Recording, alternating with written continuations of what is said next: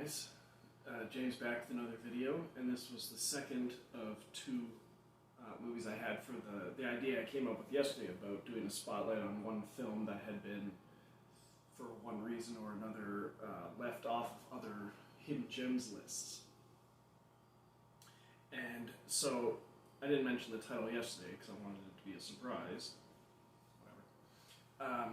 So today it is the horror movie called Crazy Eights. It is a movie from 2006, and it's one of the it's in that series of After Dark Horror Fest films. It might have been in the first round of them with Deaths of Ian Stone and stuff like that. And this one has like, you read the reviews on this and they're just almost all terrible, awful. Everyone hates this movie, except me. Go figure. And I know I've talked about this one before on Movie Madhouse podcast, but I don't think I explained it very well or in the proper order. And I have watched it several times. And I was going to put up a spoiler alert, but I've watched this movie several times, and there's still stuff in it that I don't get. But it intrigues me, makes me want to watch it more. And the only trouble is, you get some movies where you just want to know more, you need to know more, you need to understand. And so you look on the internet, IMDb, Wikipedia, YouTube, and stuff like that, and there's just really not a lot of explanations about this movie. So I have to go on what I've gathered from the many times I've watched it, because you can often pick up stuff the more times you see a movie. It happens all the time with any kind of movie. Dramas, comedies, and horror movies that have a mysterious element to them, which this does. Now, this one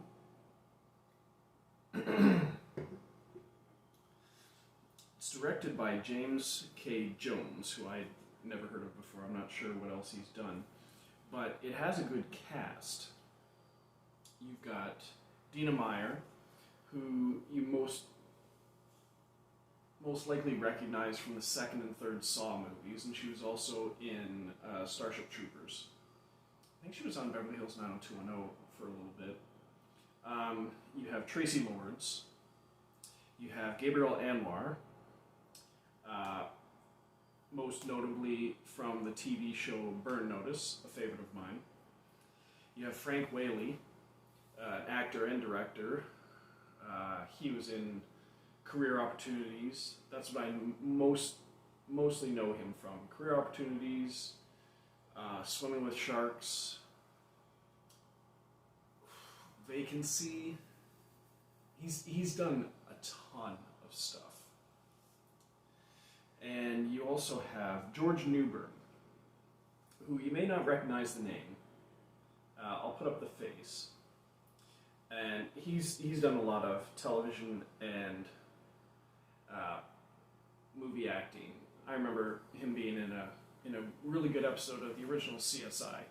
But he's also notable for being the guy who voiced the character of Sephiroth from the Final Fantasy series. Now, I think Lance Bass also voiced him a couple times, but I think George Newbern did more. And so, essentially, you've got a group of friends, and let me see, I believe there's 6 of them, because it's Dina Meyer, George Newbern, Tracy Lords, Dan DeLuca, Frank Whaley, and Gabriel Anwar. And they reunite after 20 years. One of their childhood friends, Brax, has died. So they come together at his house to go through like his belongings and stuff after the funeral. And he sent them all letters and said he wanted them to come there, and he left a box for them. And the box contains various items, but most notably contains a map. And the map is to, what's it? I think it's like Ensenberg or Ennetsburg, some remote place down south. And it's directions to what turns out to be this barn. And they go up to the upper level of the barn, and they find this big trunk that's locked. Well, they bust it open, and they find a bunch of items, like kids' toys, like a slingshot and dolls and stuff like that. And they find it's really too heavy to move, so they try to use this rope pulley to bring it down. Well, it breaks, the trunk falls and busts open, and inside is this small, tiny skeleton.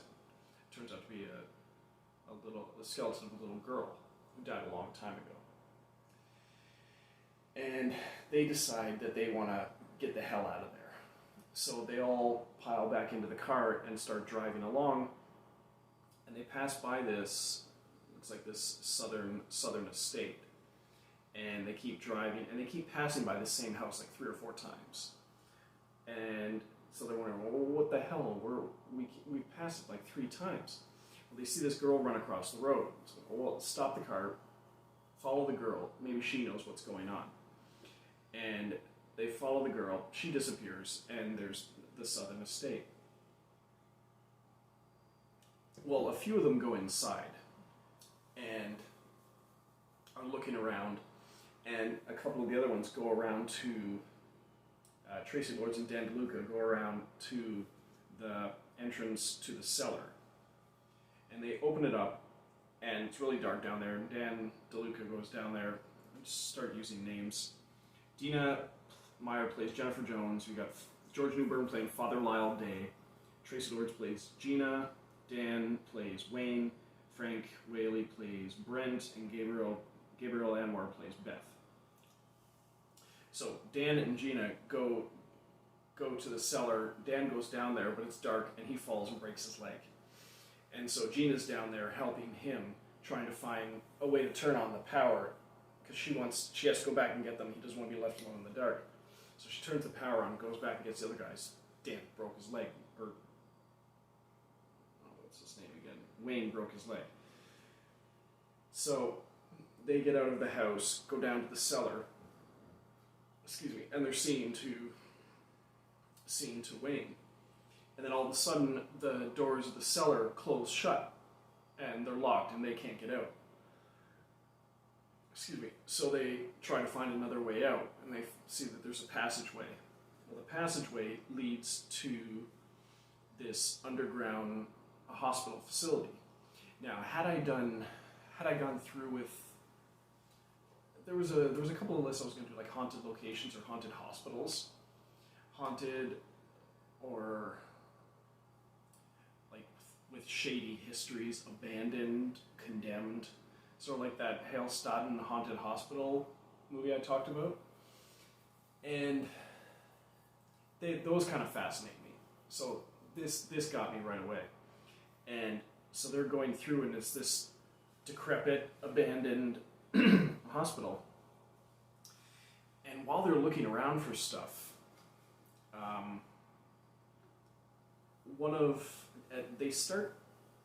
they get separated, and there's some ghostly figure, this girl, that starts picking them off one by one. And Gabriel Anwar's character gets taken out first. So she gets taken out second. Dan with the broken leg, all the windows have bars on the outside, metal grates on the outside, and they have the window up, but they can't get out. So he hobbles over to the window, and he's looking out, looking around, and all of a sudden the window pane comes down on his head, killing him. Then Gabriel Anwar's character dies. So they're getting picked off one by one.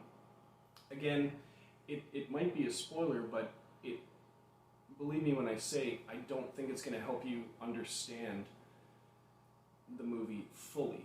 So, because even if I had it spoiled for me, I'm watching it several times, I'm still trying to get things from it. So, I think if you enjoy the movie, you'll still get more out of it than what I'm telling Anyway, they're sitting around in the kitchen, and Frank Whaley's character said, like, well, I should make some coffee. Do we have some coffee? And Dina Meyer's character goes over to the pantry, pulls out a pot. He says, well, we need some sugar. She goes to the cupboard, grabs some sugar. And someone else is cluing into, okay, how about a can opener? And she reaches into the drawer next to her, pulls out a can opener. So they're like, you've been here before. You found all those 3 things on the very first try. And nobody understands why. And that happens a few times later with somebody freaking out, thinking like, I know something's here. And they move this board away and there's a picture on the wall. Well, somebody needs a blanket. Well, there's in here. Well, how did she know they're there? They've all been there before. Now, there's an opening words on the screen saying like between 1954 and 1976, at least 600 children were volunteered by their families to these facilities down south and to do experiments on them. And it's like most of them were never heard from again. Well, as it turns out, from what they find out looking around the place, was that they found a picture of themselves in the box, and it was labeled Crazy Eights, and they have some recollection of that. And Frank Whaley says, like, well, we weren't very smart. It takes 9 to make a baseball team, because they were in front of a baseball diamond. And so apparently 20 years ago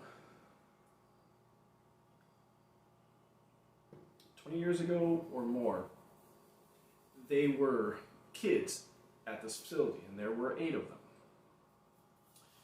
6 of them show up here because Braxton has died, and then there's 1 more. They see the girl in the picture, her name was Karen.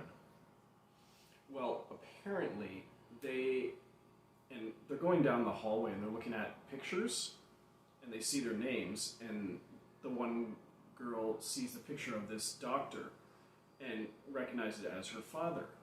It's like, well, no,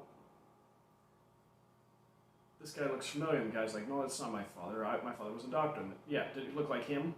And so the memories they have of their father is because they all were raised in this facility.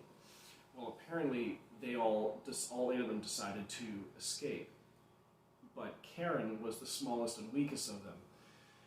So they all escaped, and they hid her inside this trunk with their belongings, and they were going to come back for her.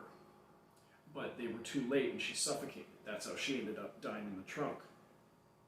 But it seems as though she's sort of haunting the place and picking them off one by one, because they find out that from all their investigating there that one of the purposes of the experiments was to teach these children about guilt.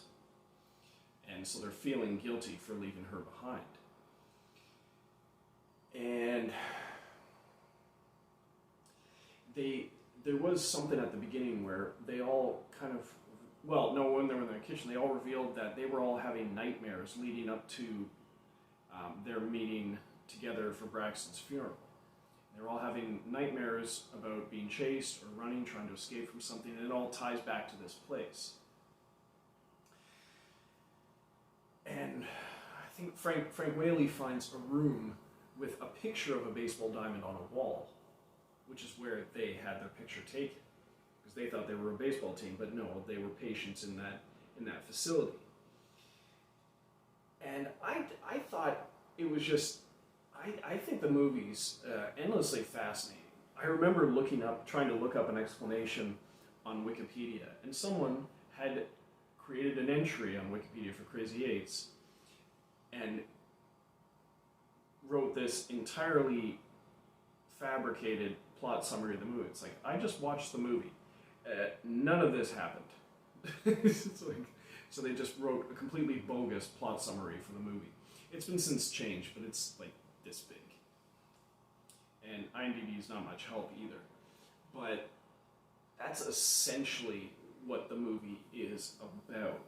But there's just some stuff that's left out. Like, they were kids in this facility And some of them remember this main doctor being their father. And they escaped. Well, did they go back to their real families? Or where have they been for the last 20 years? They all have these careers all over the place. But they all seem to have repressed the memories of being in the facility, which is understandable. It was horrifying for them. But remembering that your father was a doctor, but the guy who was your father was in this facility, where did you go when you escaped? There's stuff that's left out, and that's why I keep watching it, because I want to find more clues about what went on in this movie. And that's why I don't think it's really spoiling for you, because you're going to want to, if you like it, you're going to want to keep watching it over and over again. Not consecutively, but I think I've watched it at least 4 or 5 times. And I watched it again in preparation for this video, just so I had the general order of things straight. So I hope I didn't jump around too much. Anyway, yeah, that's essentially it. I won't go all the way to the end, because I said they start getting picked off one by one, but I'll stop there. Yeah, it's a bit of a dark movie, not like material, but the lighting, even when they're out in the daytime, but when they get in the facility, it doesn't really change much. So you can see everything, but it just seems like the same lighting is used throughout the movie. But I love the location. I love the location of the facility, and the fact that it was in the basement, like this hospital, like underground, underneath this house, was very, very, very cool. Creepy, but very cool. Anyway, I think that's about it. These were the only 2 movies that I had thought of right away for this idea, the spotlight idea, Men with Brooms and Crazy Eights. So I don't know, I'm sure I'll find another movie that was left off that I like, oh crap, I never did that one, I should focus on this movie. Because Crazy Eights could have been on any of the 3 horror movie lists I did, or probably a couple other ones. Anyway, so I hope you enjoyed this video, and if you watched the movie, I hope you enjoy it too. If not, hey, to each his own. But it's one that I needed to talk about to someone. So, like and subscribe. I appreciate the suggestion I got today, about doing another list. I'll try and check those ones out. I think it was about classic noir films, so I'll have to watch some of those. Anyway, okay, that's it. See you next time, and toodles.